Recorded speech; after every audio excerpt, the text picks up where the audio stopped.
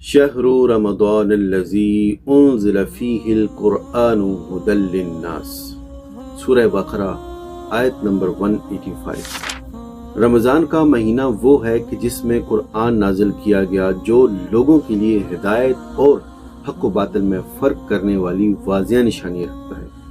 بس تم میں سے جو شخص اس مہینے کو پائے وہ اس کے روزے رکھے، اور جو بیمار ہو یا مسافر یعنی سفر پر ہو تو وہ دوسرے دنوں میں گنتی پوری کرے۔ اللہ تعالیٰ تمہارے لیے آسانی چاہتا ہے، سختی نہیں۔ رمضان کے روزے اس شخص پر فرض ہیں کہ جو مسلمان صحت مند ہو اور مقیم ہو۔ اگر کوئی شخص بیمار ہو یا سفر میں ہو تو وہ رمضان میں روزہ چھوڑ سکتا ہے، لیکن شرط یہ ہے کہ وہ بعد میں اتنے ہی دنوں کی گنتی پوری کرے، یعنی قضا روزے رکھے۔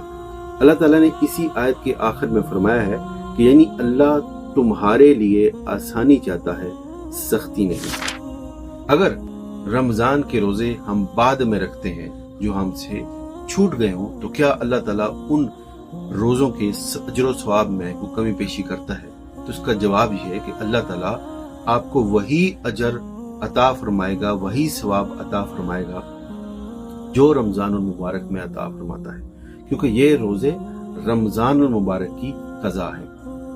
حدیث شریف میں ہے کہ نبی کریم صلی اللہ علیہ وسلم نے ارشاد فرمایا کہ جب بندہ بیمار ہوتا ہے یا سفر کرتا ہے تو اسے وہی اجر ملتا ہے جو وہ صحت اور قیام کی حالت میں کیا کرتا تھا۔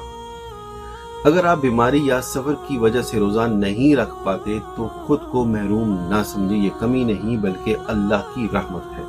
صحت ملنے پر آپ اپنے روزے پورے کریں تو وہ بھی اسی رب کے لیے ہوں گے، اور وہ رب اجر دینے میں کمی نہیں کرتا۔ اللہ تعالیٰ ہمیں اس کی رحمت کو سمجھنے اور اس کی رخصت کی قدر کرنے اور اخلاص کے ساتھ اپنے روزے مکمل کرنے کی توفیق عطا فرمائے۔ آمین۔